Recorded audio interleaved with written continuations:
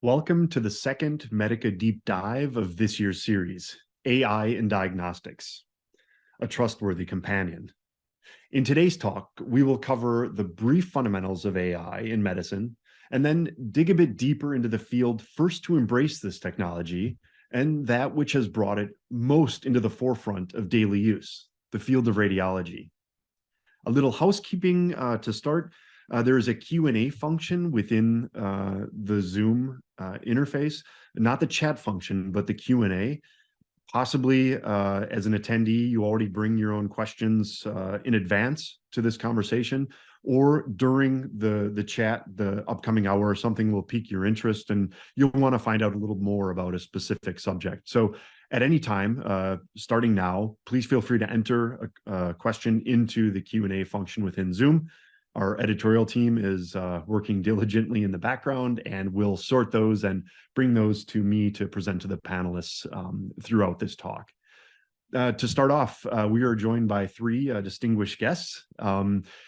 First off is Dr. Nargis Amidi. She is Department Head of Reasoned AI Decisions at the Fraunhofer Institute for Cognitive Systems, or the German acronym IKS.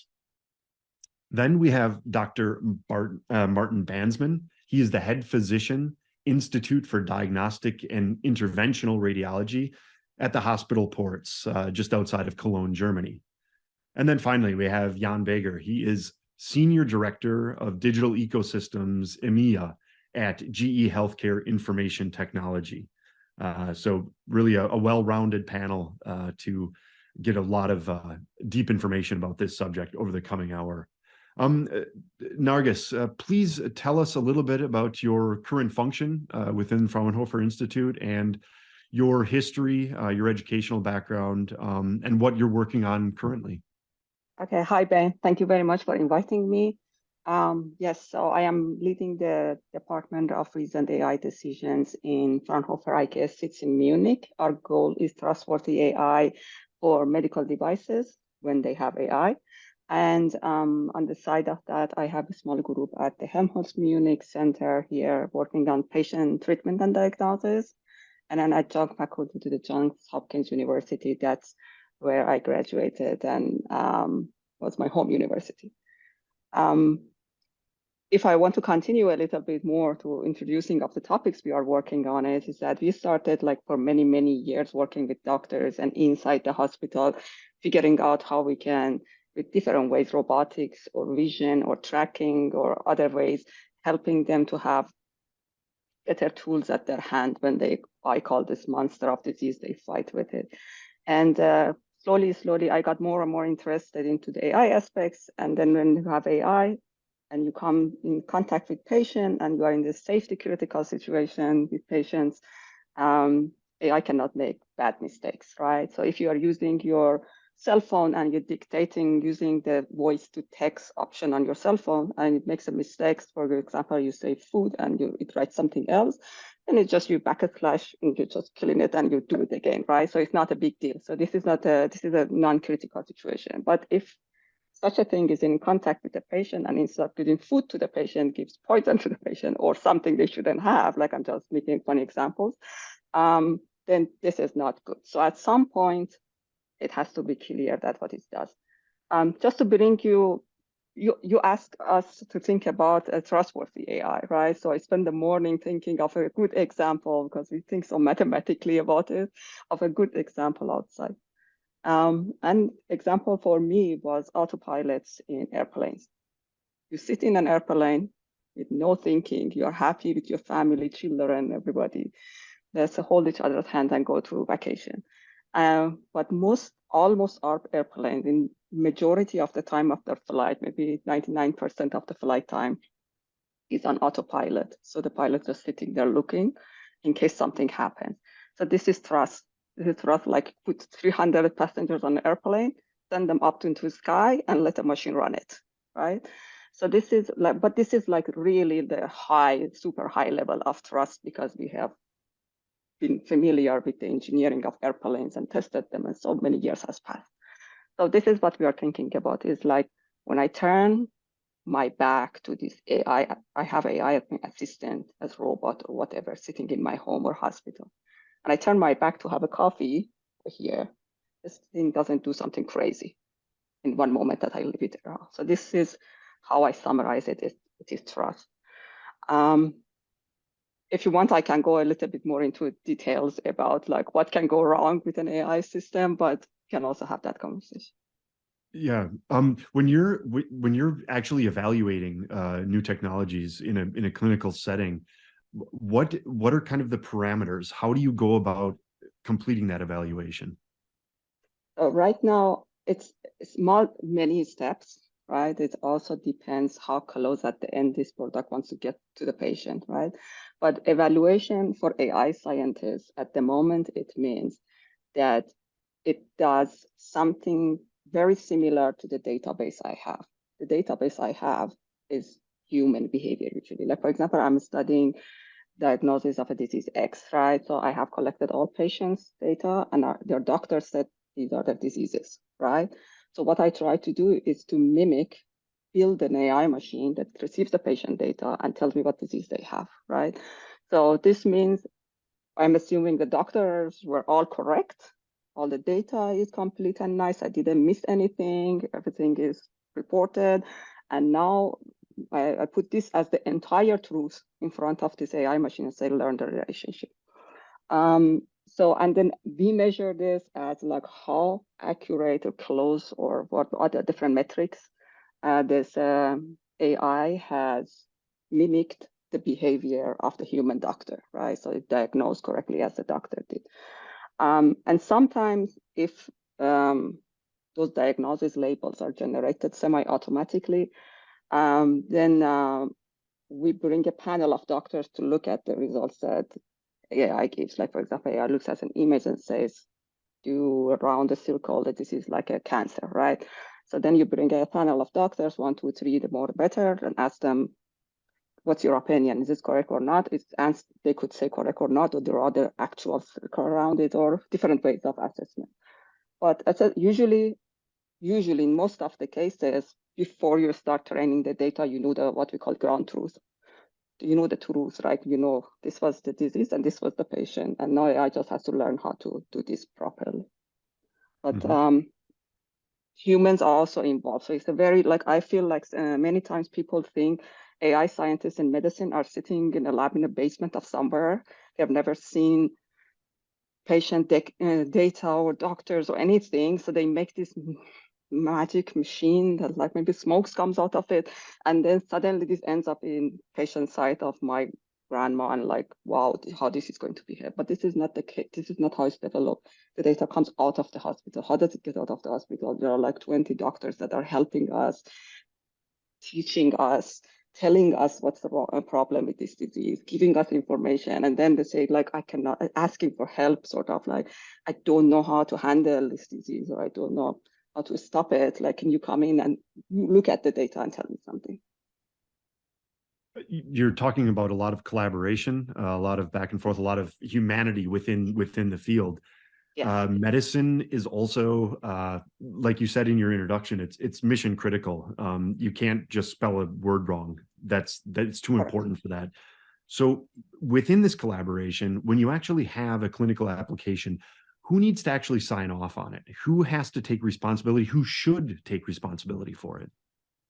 It's a very good question. I don't know how much of the truth we want to know, but so I went down there because we were interested we made tools to verify how well an AI algorithm is, right? So if I want to say what I mean by this fluffy words that comes out of my mouth is that somebody makes an AI algorithm and then claims something about it, that it diagnoses all diseases in all patients. Then we say, okay, wait. Not all diseases in all patients, maybe 3 diseases in only white people of the European society that were born in that age range. Like, look, okay, so limit your claims, right?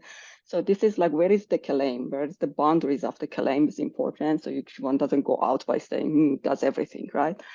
So defining the boundaries of claim is it's the thing you are working on, and you build tools for it. And then we thought this is super important for a lot of people, because a lot of people want to know whether either I'm a hospital buying AI, I am a doctor using AI, I don't know, I'm a patient wearing my wearable at home and like, oh, my grandma is using AI, and because I'm tracking, for example, when she has fallen, so I can call emergency. So it's like you want to know the thing you are buying or investing in it, whether it has high quality or not.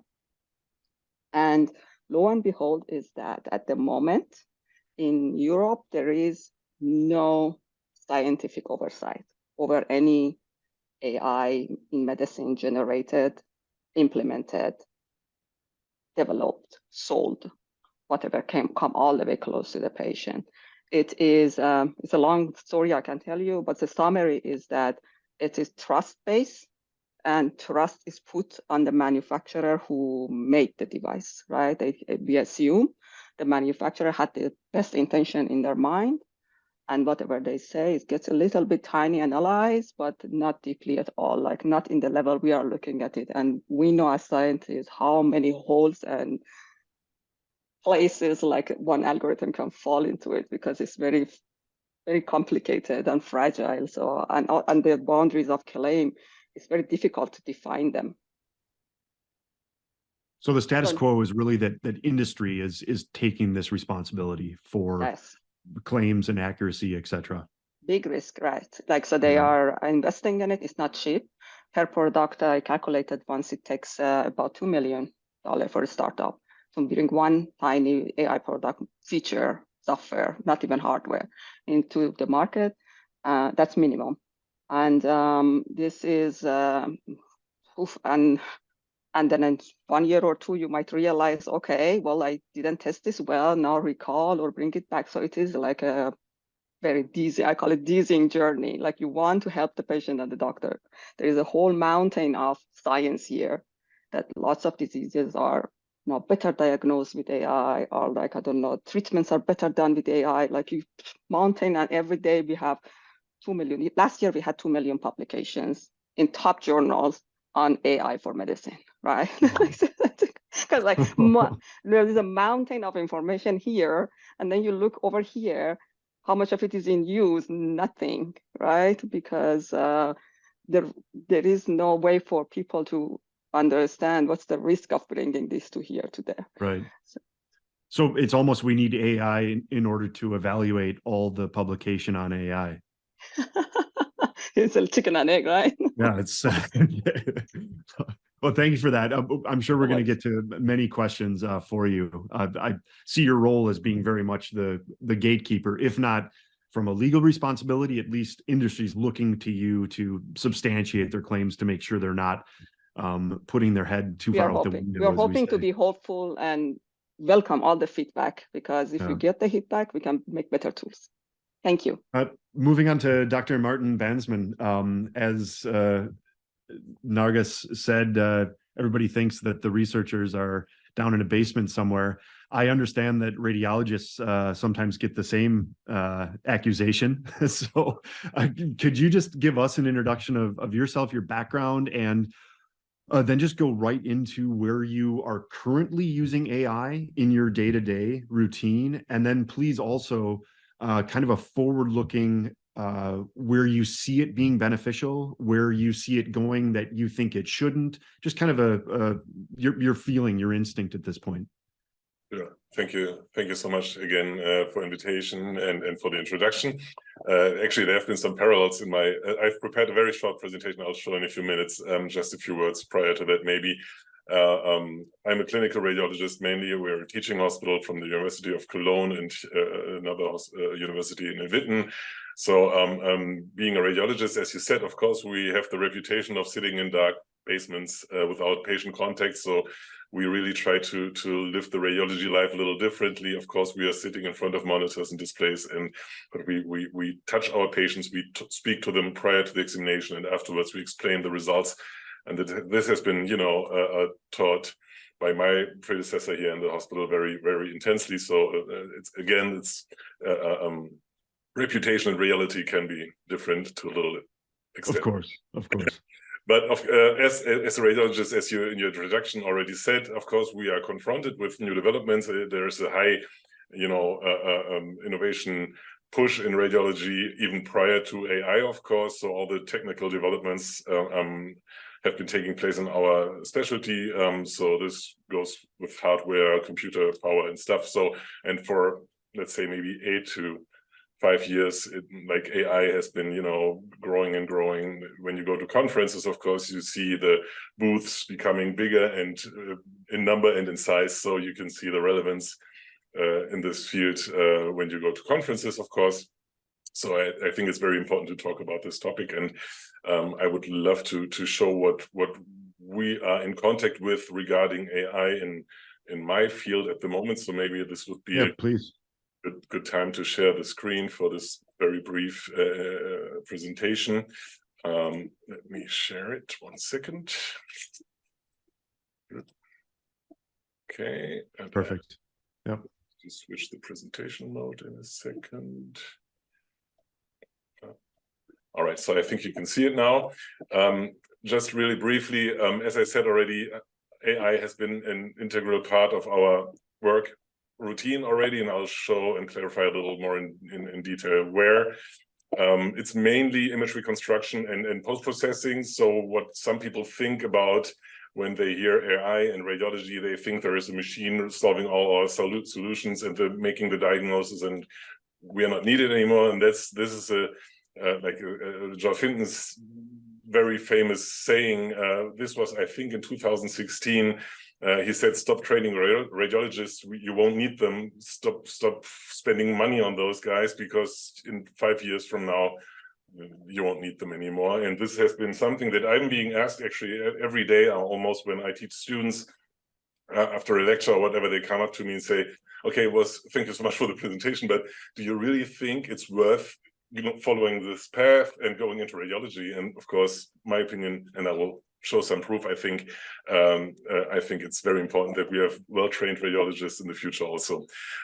So just a few quick images. Like my specialty, besides AI in radiology, is cardiac imaging. So these are images from cardiac CTs. You have augmented reality VRT images, and you can see at coronary vessels. You can diagnose stenosis. This has been improving over the years. And the problem with these morphologic images used to be that you couldn't tell if a stenosis, which you can maybe see here in the left artery, is hemodynamically relevant or not. And there is one AI appliance which we are using for 1.5 years now. It's called FFR-CT. Actually, it's the only installation in Germany so far. This is mainly due to reimbursement and some technology reasons. But here you can, by post-processing, basically analyze the stenosis in this artery, which is this one here, and you can see color encoded if there is a pathological gradient, and you can tell from a morphologic image if the stenosis is hemodynamically relevant. And this is of big importance to us. This is an enlarged image. So we have done this on many coronary CTs already. It has reduced the dose, which is good for the patients. And we have in our own data, and there have been multi-center studies going on, of course, we've seen very briefly and summarized that there is less follow-up examinations needed, so less catheter examinations. So this is a real-life application of AI, which helps the patient, and the internal, correlation has been very stable and correct. So we see what we get out of this machine basically is true. So this is one example of our everyday's routine regarding post-processing. And then we have for 2 weeks now, actually, Europe's first installation is from GE. So it's funny that we have another GE guy here with us today, which is here symbolized by a new image reconstruction method. It's called Sonic DL in this case. This is just demonstrating how we can interpolate, as a radiologist, I'm hoping I'm saying this correctly, the image that we're looking at. So previously the image reconstruction was a conventional method, and now we can speed up things and get faster, brighter images. We can reduce noise in the images. And this is especially important in cardiac imaging. Again, this is MRI though, this is not CT. So we have more possibilities because we are faster and the images turn out nicer. So if a patient can't hold his breath, we can still get reliable images. We can adjust our protocol to arrhythmia patients, which has been challenging in the past. You can make the images even more nice, as you can see here, or you can just do a standard scan, which is then a little faster. So this has been going on for 2 weeks now. I've been quite amazed by the image quality that turned out, and we have actually substantially reduced imaging time, which is nice for us because we can squeeze in more patients, and it's nice for the patient because normally this examination can take up to 1 hour. So this has been reduced substantially. Another example here for the functional analysis in cardiac MRI. Top row is with the conventional construction algorithm, and here bottom row is with Sonic DL. So this is a very nice improvement in real life again. Yeah, it's impressive. Yeah. So briefly summarized, you can tell, like in this Sonic DL thing, we have faster, better images. We don't need a breath hold anymore, which is very helpful in a hospital setting where sometimes very sick patients have to be examined. It's up to 12 times faster. And we can examine 1 heart slice in 1 heartbeat, which wasn't possible prior to that. So it's a quite, impressive thing. And there's a lot more things to come. This is just, highlighting a few of it. I won't go into detail here. So summarizing from this presentation, I would say that as I said already, AI is an integral part in radiology at the moment. Still mainly image computation and post-processing. So there is not an AI doctor sitting here doing my job completely. It still needs real people, and it's funny that Nagus said mentioned the pilot and autopilot thing. Of course, it's a very, very popular comparison. As you said, the autopilot works for 50 years, and Professor Forsting is a very famous radiologist in Essen in Germany. He said, of course, you can do it for 50 years, but nobody would enter a plane if there wasn't a pilot on board. And I think it's going to be similar in radiology. So you will need radiologists. And if you look at the amount of examinations we're doing, they are, going up and up and up, even though we thought that couldn't be possible 10 years ago. So AI will help us. That's my thesis, basically, to, reduce the bullshit jobs, as we call them, and focus on the most important and relevant aspects where men and women are needed, and that's where I see our future. So I hope this wasn't too much radiology stuff for the audience, but just to briefly show what we're doing, and I will stop the screen sharing. Fantastic. You proved that as a radiologist, even you are able to communicate clearly, concisely, and effectively.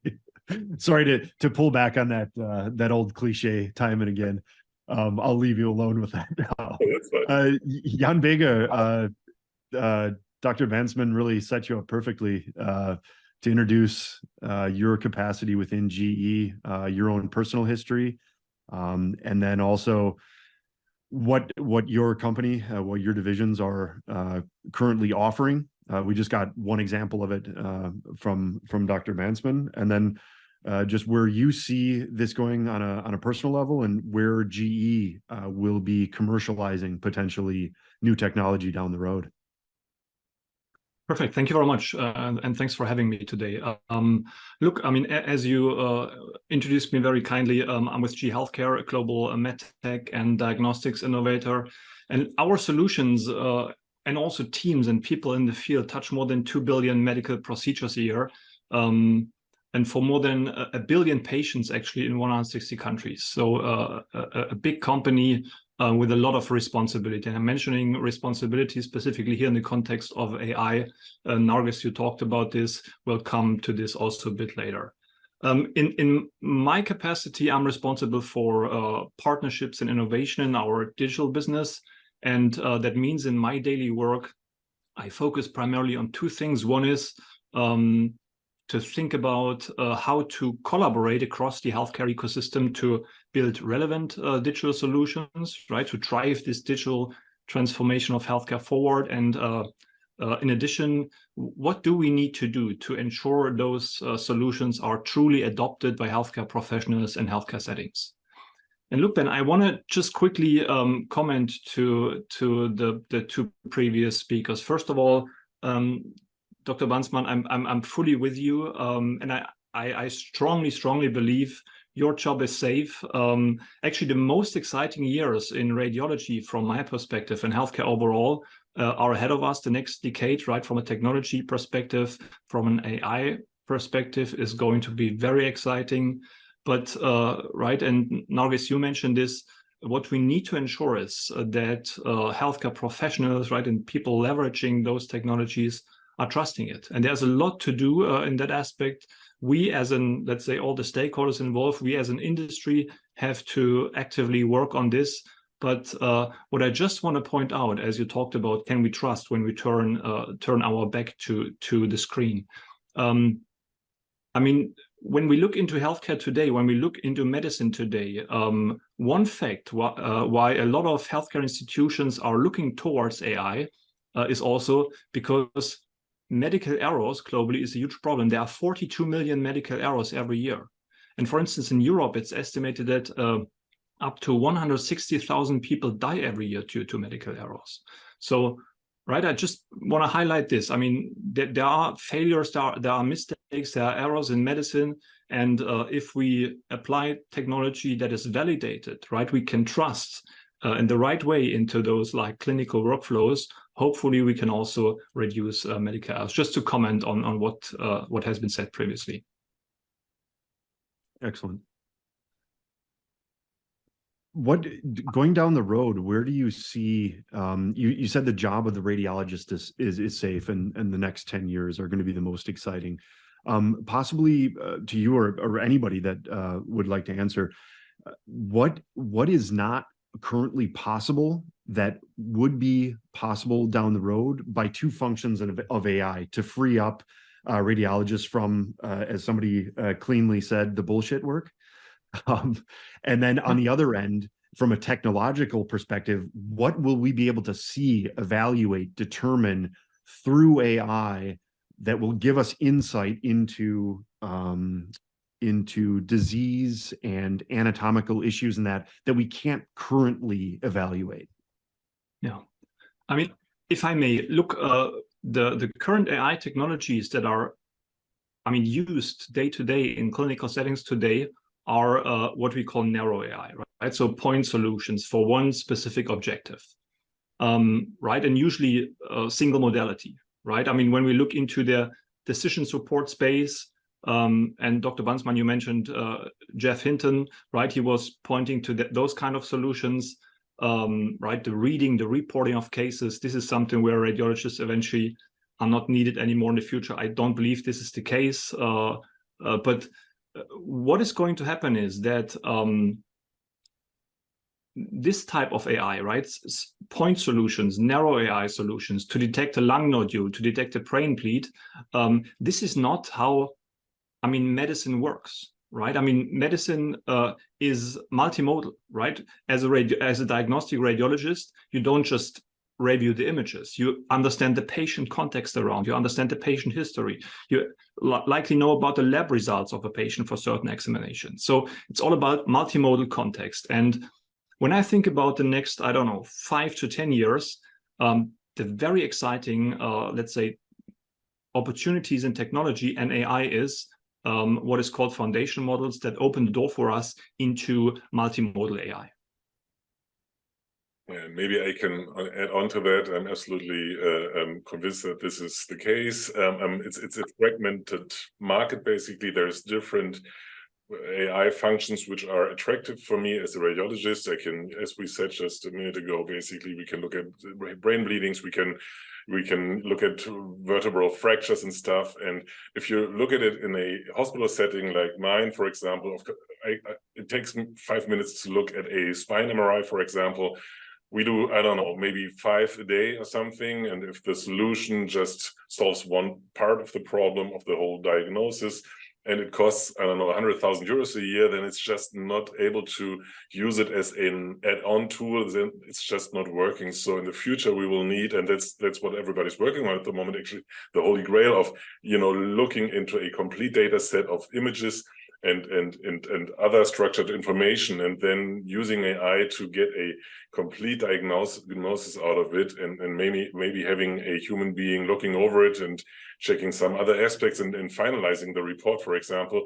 That's what we are looking at in the future, I think. So at the moment, it's really a question of fragmented solutions and reimbursement. Actually, to be honest, if there would be reimbursement for some of the solutions there are at the moment, I would use a lot more of them. So just as a support tool, for example, after a long weekend, Monday morning, checking what has been, seen in the X-ray, 200 X-ray examinations from Saturday and Sunday, for example, this would be helpful. But at the moment, it's just not at that stage yet, in Germany at least. Nargis, I'm interpreting yes, a bit of conflict here. You, in your initial explanation, you said your job, the way I understand it, is that you're forcing industry to really drill down on a specific aspect of the efficacy of the systems they're offering to the market, or wish to offer to the market. From the perspective of Jan, he's saying we want to see a more holistic approach. Is there a conflict there? How do you, industry and practitioners, work together to drive innovation forward without, like I said earlier, putting ourselves out there too far? I don't think there's any conflict. 100% agree with what Jan said, that Martin said here. So definitely right now, as I said, the mountain of science and the narrow use, as Jan put it on in the patient contact, is that and then there is the funnel taking the mountain, flowing it toward the patients, right? So we are in the middle of this funnel to make sure the bad things don't get over here. So if I want to visualize how I meant it, but absolutely, I think you have to look at the current health delivery quality, right? Might at the just anybody off the street can think about the healthcare quality, might think positively or negatively based on no measurement. But I always ask people, when you want to bring your child, your parents, or your siblings to a doctor and decide okay, they need a heart surgery, right? How do you decide whether this diagnosis was correct? How do you decide whether this doctor is doing a good job? There is no transparency in terms of understanding of what is happening at the moment. As Jan put it correctly, many studies, you just can Google few words and you see how many technical errors are happening around this mess of the lack of information, the data being distributed, the patients are not having a complete profile of themselves, devices take different pictures from each other, and all of those things. We have about at least 20% technical error. The technical error is defined as things like it's a mistake of diagnosis. It's not because the doctor was tired, right? So we are not in a good situation, I want to say, right? And all of these studies come out of fancy hospitals, like the ones that they dare to write about their quality of healthcare. Now imagine that's, for example, a top 1%, all the public hospitals or the rural hospitals, what's happening there, right? So we are not at all in a good situation to say, hey, let it be, right? Tomorrow, we fix it tomorrow. So it's a sad situation. It's a really situation we have to change it. Another funny example is if we want to buy a car, we make a lot of research what to do and what to do, which one to buy. But we do not have access to any sort of information. And that's why we as scientists are fighting for the access to the data information, the knowledge, to decide what is my disease, is my doctor, the 6 doctors I visited diagnosed me right, and that the recommendation is correct or not. And this is not a fault of doctor, right? It's not at all the fault of the doctors. Have been squeezed for to the last thing that they can provide to the society. And they have been overburdened by so many tasks that are not related at all to patient care. I asked once recently in a meeting from a group of doctors, tell me on average, how much time per day you spend on documenting your patients every day. So you spend the time how are you doing examinations, taking blood, thinking, reading, whatever. And at the end, you have to now summarize all of your feelings about this patient in a note. 2 hours a day. 2 hours a day is a lot of time, right? That the doctor just sitting at his computer and just typing, because this is the only way to summarize information. So, and then another problem is that a doctor who has gray hair, super famous, lots of knowledge, like all of his knowledge is inside him, and nobody that cannot, like, there is no osmosis of his knowledge to other people, right? Not So yet. exactly. And if this doctor works in a fancy city hospital, then God bless other people who are not having access to him. So AI is kind of like, let's say, democratizing access to everybody's knowledge per se, right? Like, so it is large databases Martin talks about is exactly what we're saying.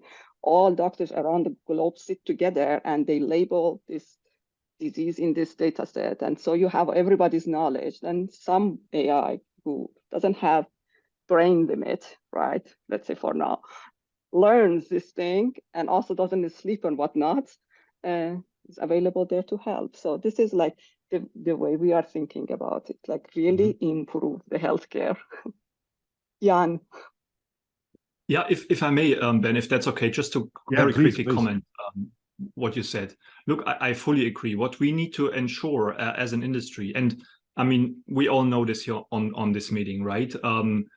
Healthcare is a human touch business. It's right. We take care of patients' lives every day, and what it means is we need to make sure that all the technologies, not just AI, everything we put into healthcare is safe and secure. Right, full stop. There is no discussion on this. Maybe this is the reason why some thought leaders say that healthcare in terms of digital transformation is like 10 plus years behind other industries. Yeah, that could be. Okay, that's fine, right? But we need to make sure that we don't rush, right, into like new like technological opportunities. We just need to make sure all the technologies we develop, including AI, right, it's safe, it's validated, we have tested it back and forth to make sure it's not harming people, it's not harming the patient. That's the number one objective, I believe, for every stakeholder in the industry. And look, one thing we can definitely do, and I think this is quite a learning curve and area where we need to do more as an industry, is to involve clinicians and healthcare professionals actively in what I would call a feedback loop, right? To make sure the AI gets basically better over time, we get the right feedback, we adjust the algorithms, right, as algorithm developers, and then just take it forward. That's the idea. And one thing to get right, I mean, clinicians, radiologists, healthcare professionals in general more engaged and active in artificial intelligence is right. We talked about this earlier already. Is trust. We have to build this. I mean, one thing is, from my personal perspective, is there's a lot of education that needs to be done. I think healthcare professionals need to understand at least the basics of AI. They don't expect them to become data scientists, but they should understand what is deep learning, what is this black box. And in addition to this, we as industry have to provide better ways of explainability, meaning that whatever the output of an algorithm is, right, whatever the prediction is, or the diagnostic recommendation or the treatment recommendation, for instance, we need to find a way somehow to explain this to the healthcare professionals. That's pretty important from my standpoint. Because my last sentence, because right at the end of the day, when it comes to, for instance, decision support in radiology, it's Dr. Bansman and his colleagues who are, at the end of the day, for the report they create, they are liable, right? They sign it with their signature. And therefore, we need to make sure they trust those technologies, and it's quite a way to go to get to this trust. You mentioned the issue of black box. Medicine traditionally is based, it has an academic principle of sharing, of evaluation, of repetition, etc. Does the issue of a black box of a technology that is by design, possibly even by necessity, hidden from view potential collaborators, is that an issue for not only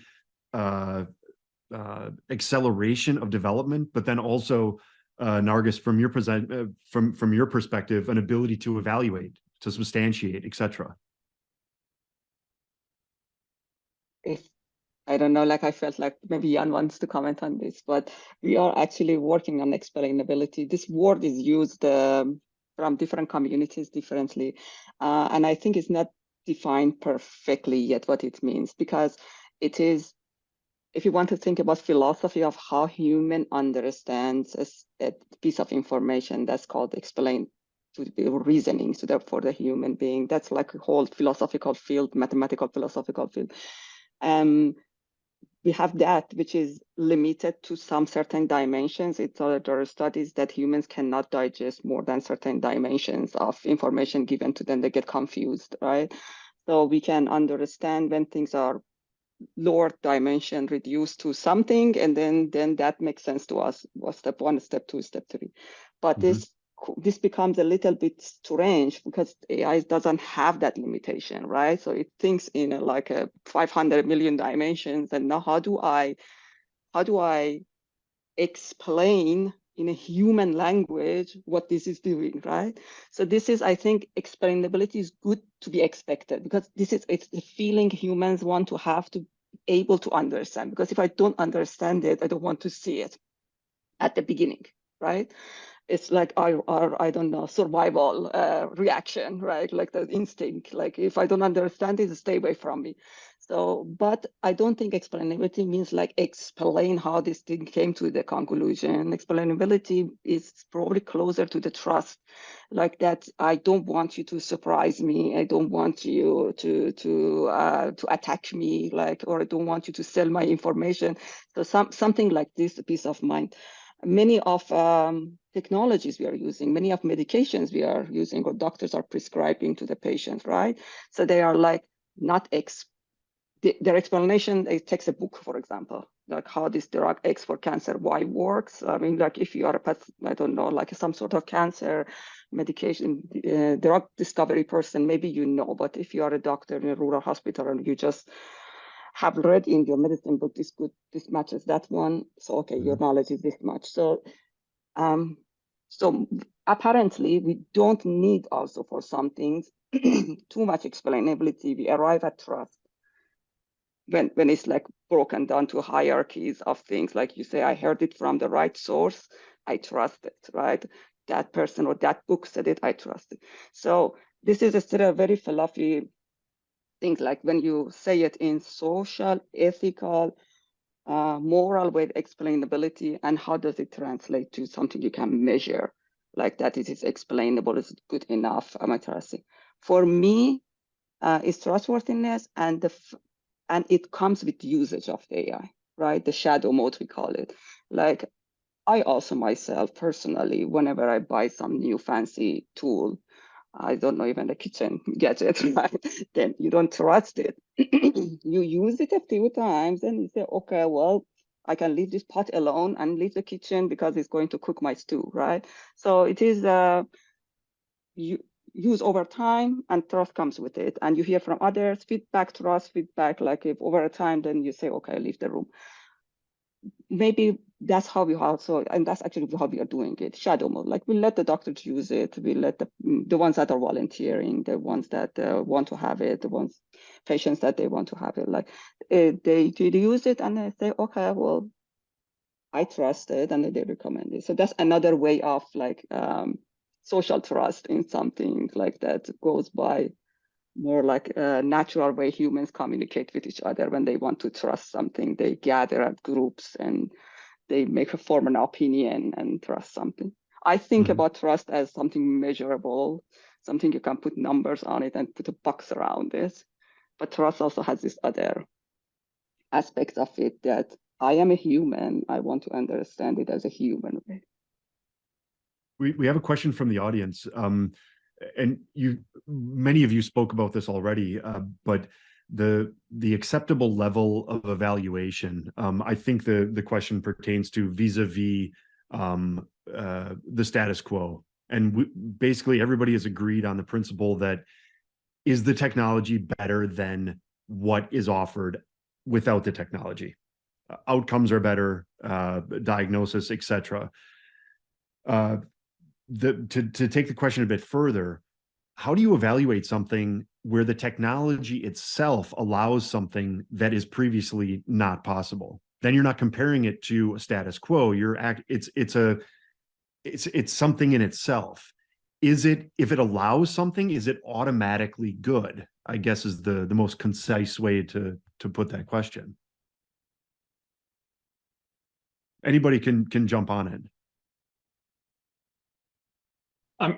Maybe if I may, look, it all starts with, is there a problem that could be tackled with digital solutions and or artificial intelligence? Is it big enough, right? Is it relevant enough?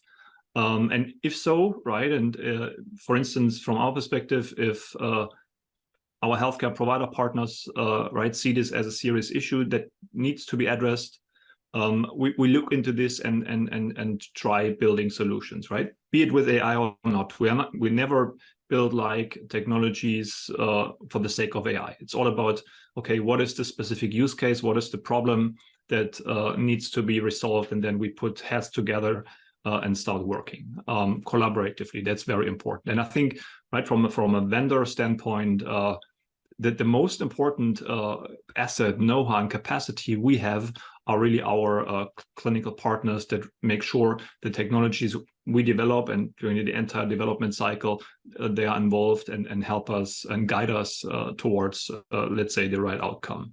And look, when we think about the digital transformation of healthcare overall, and actually Germany is a fantastic example, not in a very negative sense, but I mean, right, in a lot of different clinical settings, we still rely on fax machines. And just like a couple of months back, I was sitting in a hospital waiting for an appointment with a family member, and there was a young, I think like a nursing student or a young person, right, maybe 17, 18 years old, in front of a fax machine and didn't know what to do. Eventually never seen such a machine before in his life. So there are a lot of things that what I want to say is that when we think about digitization, it's quite often about, okay, how can we digitize existing processes, which is okay in some areas, but with artificial intelligence and especially this new generation of AI, right, there are plenty of opportunities to entirely rethink processes and workflows in clinical settings, and this is pretty exciting. Yeah, maybe I stop here. Maybe someone else also wants to comment. Yes, Jan, thank you very much. I add my point from the diagnostic point, right? Like, this is not about processes. Of course, a lot of part of, like maybe Memara mentioned, like it's like broken castle. It has to get fixed, and a lot of it can get already built with a lot of automation, digitalization, and like it's not too much effort. I want to say, just like we need to get together. So, but some part of it is magic, a little bit, the question, because if we want to understand a disease, for example, how it progresses, we have to, and this disease progresses over 6 or 10 years, right? Then how would you understand the disease? You need 10 years at least, and then you need like 10,000 patients or something to follow. Otherwise, like there is no way, other way to study this disease. Okay, well, then I want to study this disease. It's an important disease. All clinicians and human beings said that the disease should be gone, right? And I want to tackle this with AI, but understanding the data and everything around it. So 2 ways I have. I wait from now until 10 years from now, I'd collect all the data I need, and then at the end of the 10 years, sit down and see what's I learned. Yeah, that's one way. One other way is that I go back 10 years, from 10 years to go until now to see what data I have, and then look at that and try to get something out of it, right? So you can see how both of them are problematic. Going forward, of course, you have to wait 10 years. This is not very desirable. Going backward is nobody ever thought there would be AI and there would be data processing. So data that is currently exists in some sort of digital format or paper format that can become digital format. It's not in a condition that, for example, we desire to have it, like because it includes a lot of mistakes. So a lot of misinformation, a lot of things that are not reported directly or correctly or completely. So I call this imperfect data, right? So you have this imperfect data that also has human error in it. And you put all of this thing in front of the AI, you say, learn it. And then this AI learns all of this thing. And if it learns the mistakes, then you slap the back of the hand of the AI. Why are you making mistakes, right? So what you put the imperfect data with imperfect diagnosis in front of something that doesn't understand, and then you expect it to be better than its own data. That's, I think, the psychology we are going around, like we expecting the AI that is generated now, the products that are right now in the market, based on the, no, not in the market, in the science, right? Based on the past data to be perfect.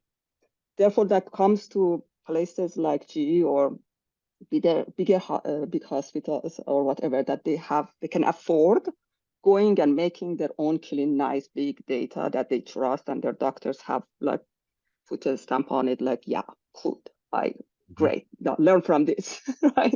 But many other diseases, we are just like standing in front of them is like, yeah, well, I don't know. This is what it is. Right. Martin, at your institution there in Ports, how do you see it? And then also, you're really on the front lines. You're using this technology. You're interacting with patients, actually implementing it. Where do you see?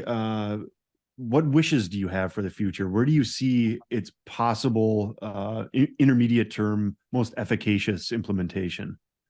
Maybe just one brief comment on the previous topic, just for one, because I think it's very interesting to talk about the black box thing and the democratic changes to research through AI, but also just digitalization altogether, because I've been seeing some really dramatic changes, young researchers coming from all over the world, which had no chance of taking part in research communities previously.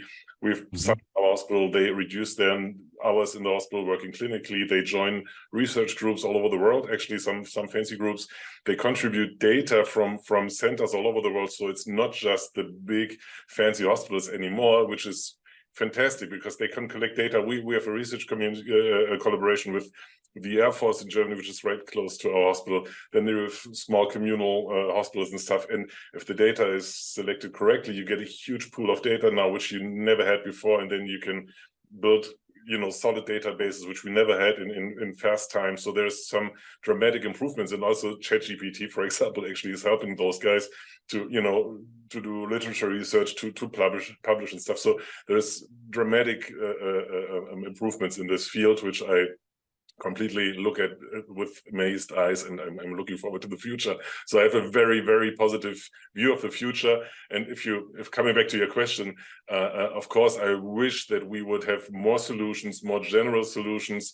The reimbursement topic has been stressed by myself. It's a big problem for a solitary hospital like mine to afford all these innovations. But if we get, like, within 5 years, more general solutions for the major topics in radiology in this case, which reduce the amount of documentation and recognizing the stuff that's normal, then this will be a huge advantage for us. And then another 5 to 10 years, maybe, I hope for even more detailed analysis, which reduce our man work even more. So this is what I'm looking at happily for the future. Mm-hmm. Jan, you're presenting at the upcoming MEDICA this year, I believe at the Connected Health Forum. What is the subject matter? What are you going to be demonstrating or presenting? Yeah, Ben, look, I mean, I'm going to talk a little bit about what I shared today, of course, a bit more in detail, but I'm actually really looking forward to talking about this really fast growth of what we call generative AI. I mean, Dr. Wansman just mentioned ChatGPT, right, which is such a model. And I'm going to focus a little bit on, certain, let's say, type of Gen AI, which is called foundation models, which are really smart AI algorithms, I would say, trained on lots of different, let's say, data. And unlike traditional AI models that could, and as I said earlier, only do one thing at a time, they can do many things and adapt to a variety of different tasks. And this is actually a big deal for us in healthcare and other industries as well, I think it can change the way we deliver healthcare today, really for the better. And also for like tech companies, I think it makes the use of AI easier, and I think adoption, right, which is pretty low. I mean, even if, right, we see a lot of examples of artificial intelligence used, right, radiology being at the forefront, but when you look globally across the board, adoption rate is still pretty low. And I think this new generation of AI I'm going to talk about is helping us quite a lot going forward. And Martin, we must be going to the same conferences, because I've also noticed within your field in the past 2 years, really since the pandemic, the interest in these AI forums is it's growing exponentially. And I think from my perspective, the issues you presented of reimbursement and that, there's so much interest in it now. There's such a groundswell that these things are going to start to build upon one another, and therefore the development of new technologies, and that there will be reimbursement funding for it and motivation to continue to endeavor to develop it. We are the 55 minutes absolutely flew by. We could take this in so many different directions. We could speak all afternoon about this, just issues of liability, best outcomes, etc. But for now, we're going to leave it there. I want to thank you, Dr. Nagalis Amidi, for joining us from Fraunhofer Institute, Dr. Martin Bunzman from Ports Hospital, and Jan Vega from GE. Please continue to stay with us for following topics on the MEDICA Deep Dive. We have our next session coming up on the 12th of October at the same time, 3 o'clock Central European time. We're going to be speaking about the sensor technology and the passive collecting of data for monitoring and also diagnostics. So please join us then for another high-level panel. Probably tough to beat this one. It was a great combination of motivations, ideas, and expertise. So thank you to the panel for joining us, and thank you to the audience also for your ear and for interacting with us today. Thank you, and have a great afternoon.